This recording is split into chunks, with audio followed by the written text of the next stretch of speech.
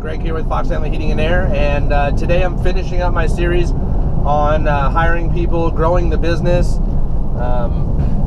and it certainly has been a good time. You know, we started out in 2015, which was like just yesterday, and started out as a company. We thought we were just going to be a one-man show, you know, for maybe right out of the gate I was thinking one-man show, and then very soon thereafter I thought, man, I can grow this thing. I can totally make this thing happen.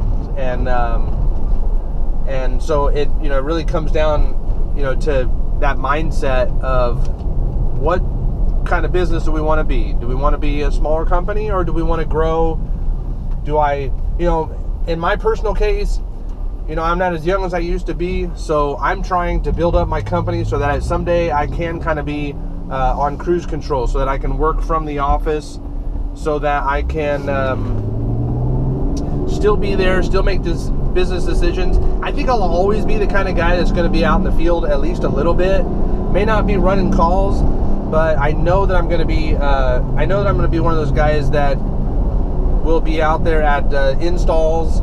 You know, just touching base, getting in, you know, maybe running a duct here and there, but maybe not taking over the whole job. But I sure would like to at least show my coworkers, the people that are working with me, that, you know, that I do care about them. I realize how hot it is. I still want to be that guy that can still be in touch with. I don't want to lose touch. I guess that's what I'm saying, is I don't want to lose touch with what an HVAC technician does, because that is the very reason why I left the company I was at, was because all of the management there it seemed like they had no clue what we were really doing out there.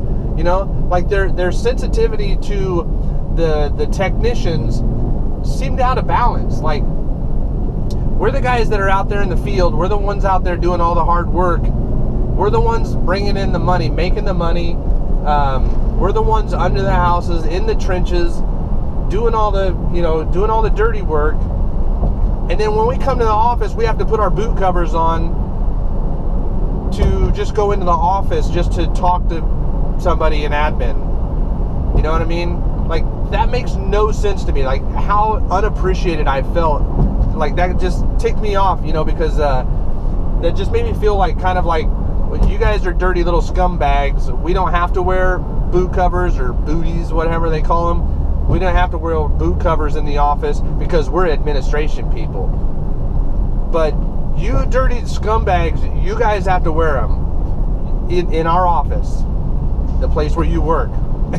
And that right there is just another small example of how out of touch the office people and the administrative and the management people were with what's really going on here. I mean, like, is our culture the type where we are trying to separate our install technicians from our service technicians, from our administrative people, from our management?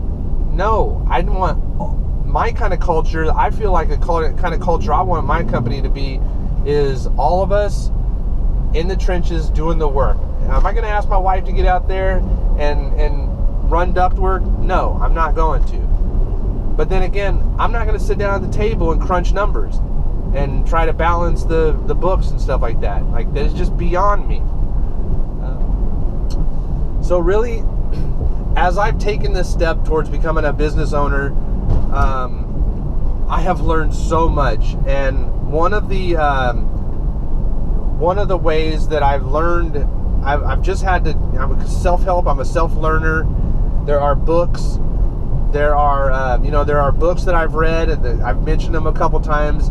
HVAC Spells Wealth was a really good one. E-Myth was another book that I read. And then just other books on leadership and communication. There's one book that I was reading recently. It's called Leaders Eat Last, and it's basically along the premise of the Marine Corps and how they, how their officers eat at the chow hall last.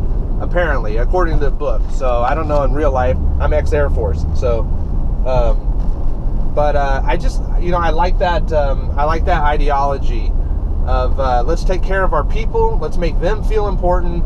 Leaders will eat last. You know what I mean? So, Harvard Business Review has several audio books that I just listen to when I'm when I'm driving around on the roads, not talking to you guys. And there are leadership books on Harvard Business Reviews. There's communication. There's all kinds of great advice. And I've had to learn this. So I'm in my 40s right now, 42 right now, and I feel like this. If I'm going to be a businessman, I'm going to have to learn I'm going to have to know how to lead. And this has really taught me a lot. I'm going to use these books and everything that I've read, and it seems to be working now. A lot of it is about culture. A lot of leadership is about making your people feel wanted, needed, desired, respected, paid. A lot of these things that you wanted as an employee, that's all your employees want. They just want to feel like they're part of the gang. They want to get paid. They want to be treated fairly. All that stuff. When you were an employee, is what I want to do for my employees, so that they'll stay with me forever. And if they don't stay with me forever, that's fine. But I know that I put my best foot forward, and so I can sleep at night knowing that I've been honest and fair. I've given people chances, and that really means a lot to me. So I think that's one of the reasons why we're going to develop a good reputation as a company that is good to work for, because we are going to treat everybody fairly.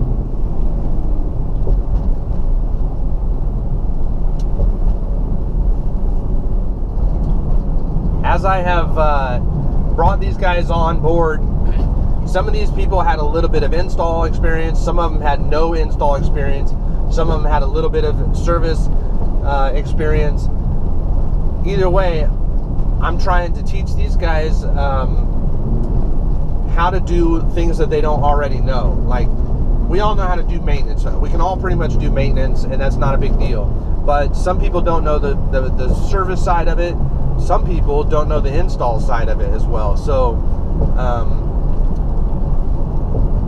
like, for instance, Keith didn't have the install background, but he did have a great, he had a pretty decent service and maintenance background. He also was being used by our previous company as a guy who just, during his last year, he was just replacing evap coils. Like, that's all they had him doing. And I just like, why would you keep a man down like that? Just evap coils, that's all you're going to do. You're just going to do warranty evap coils, and you're not going to have any chance to move forward in this company. And that's the same as Colin. That was the same as me towards the end. It was like, fine, thanks. All right, gotcha. I understand. Because I can. You're gonna make me do it. So,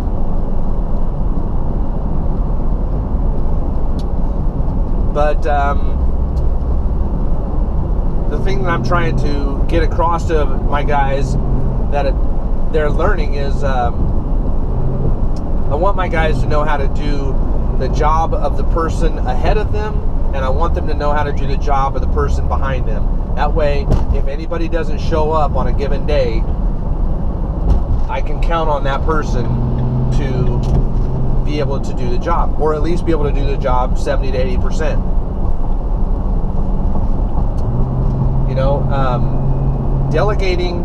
Delegating work to these people, to my coworkers, is it's hard for me to do. It's hard for you to do as a business owner, because you know that the work that you do is super quality work, and is original work, and is solid.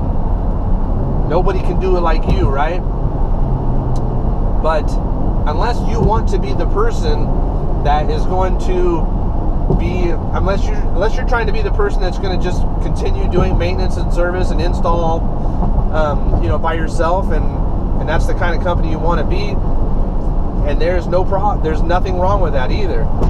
But if you're going to grow your business, you're going to have to learn how to start delegating and trusting your coworkers to be able to handle the jobs that you're putting them in, whether it be something small like changing out just an AC only, changing out a compressor.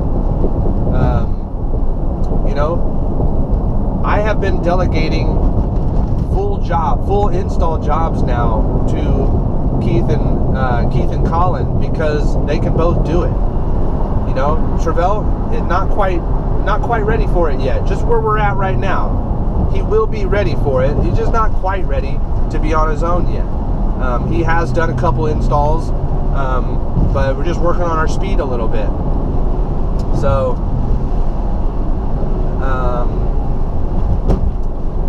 it's a good feeling when I can still be at home. It's a good feeling, but it's not like in my stomach. I'm like, man, I should be there working. I should be there doing it with them. And but you have to. It's like you have to like make yourself delegate that and say those guys are fine.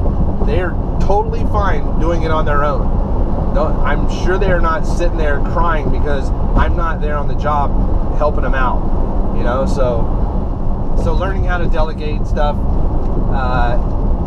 is hard. Another example of delegating was for Melissa, my wife, to have her start pulling permits on jobs, to have her start filling out contracts for the installs.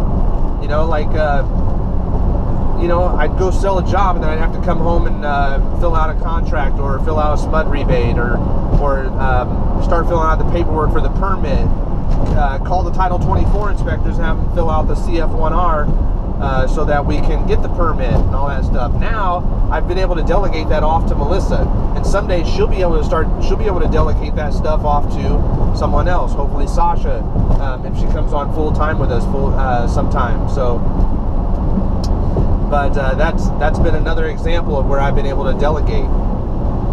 And as the CEO and president of your company, or as the manager of your division in your service department, that's how we're growing it. I'm not reinventing the wheel. I'm just taking advice from, you know, books online like Brian Tracy and Harvard Business Review, and you know, another thing that I subscribe to is EGIA. You can go to egia.org. And that's Gary Elix and his group of Mike Robinson, group of experienced HVAC owners who are now out there giving us advice on how to run our own businesses. I'm just sharing that information that I've learned from them on with you guys. So I'll do another video soon about the EGIA group that I did join up on. But they have some pretty interesting stuff. So, but to get back onto our topic today of hiring, I hope this video has really helped out a lot. I know that starting a business is one thing, growing the business is the next thing.